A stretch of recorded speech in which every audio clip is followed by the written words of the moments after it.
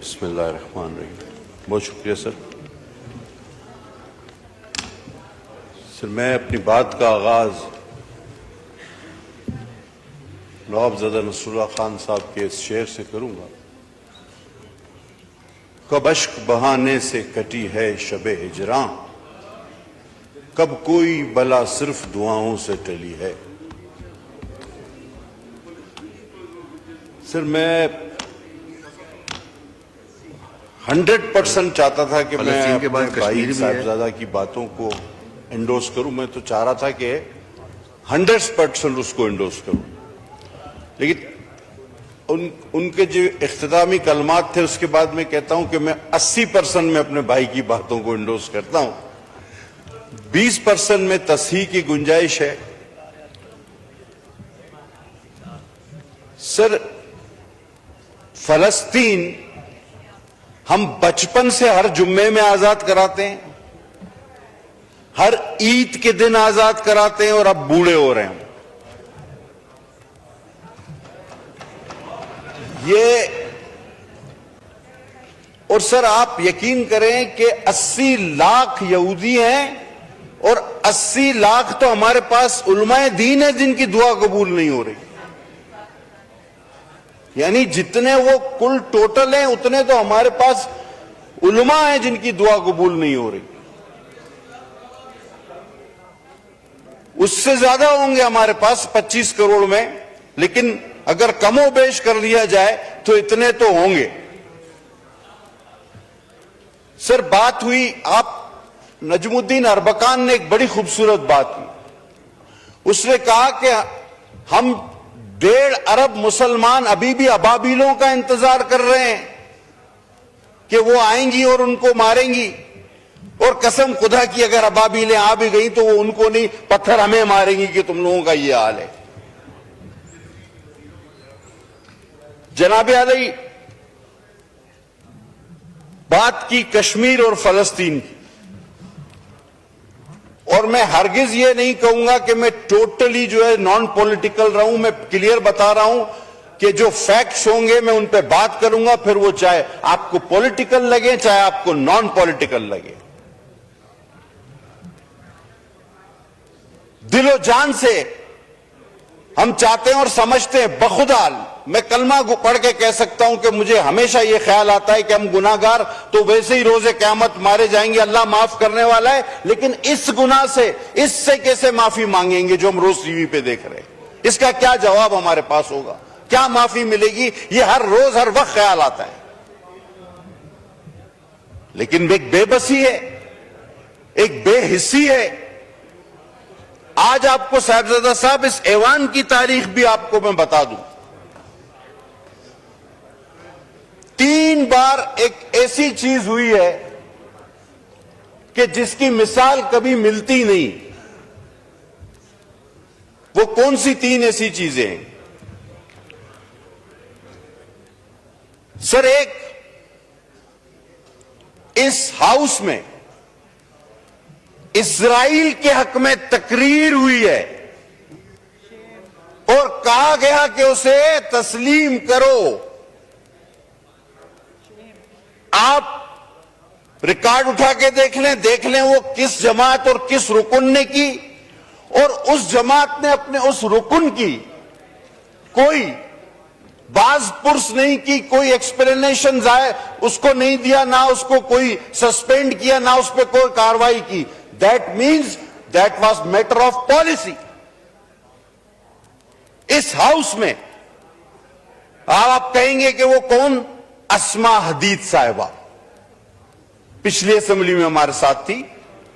उन्होंने यहां खड़े होकर तकरीर कहा कि भाई तुम लोगों को मसला क्या है, अपोजिशन वालों को। हम अपोजिशन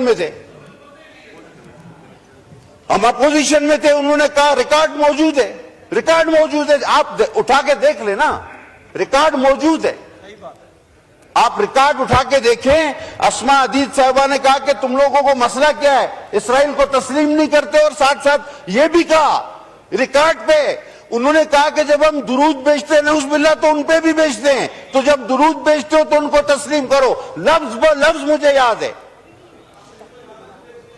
अच्छा अब दूसरी, अब दूसरी एक अनोखी बात आपको बताऊं। अच्छा, एक ही जमात है कि जिसने किसी यहूदी के लिए बाकायदा कैंपेन चलाई हो। अब आप ये भी कहे मैं नहीं पता। गोल्डस्मिथ का बेटा सादिक खान के अगेंस्ट एक यहूदी के लिए पॉलिटिकल कैंपेन किसने चलाई, ये भी कोई दूसरी मिसाल नहीं मिलेगी। अब तीसरी पे आता हूं,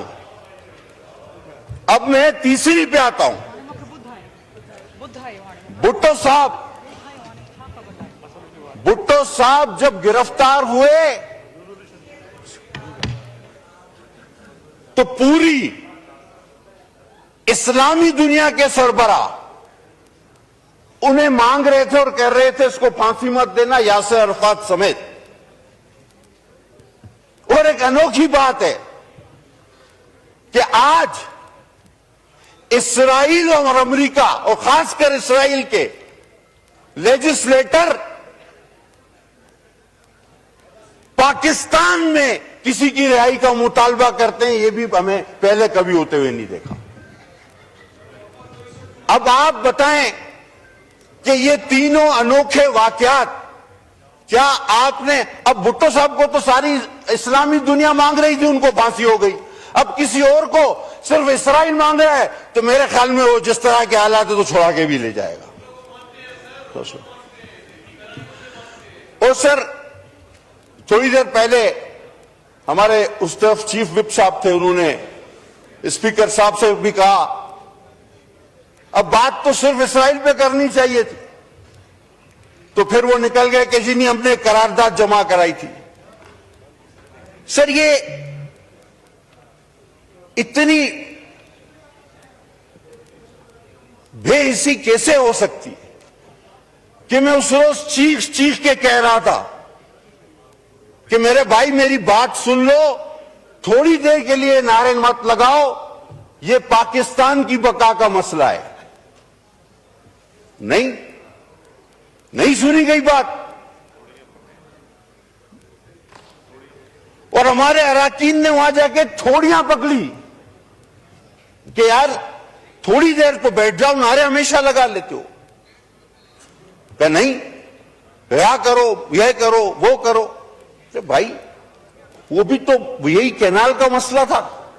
अब आप कहते हो नहीं, पहले हमने तो उसी दिन जमा कराई।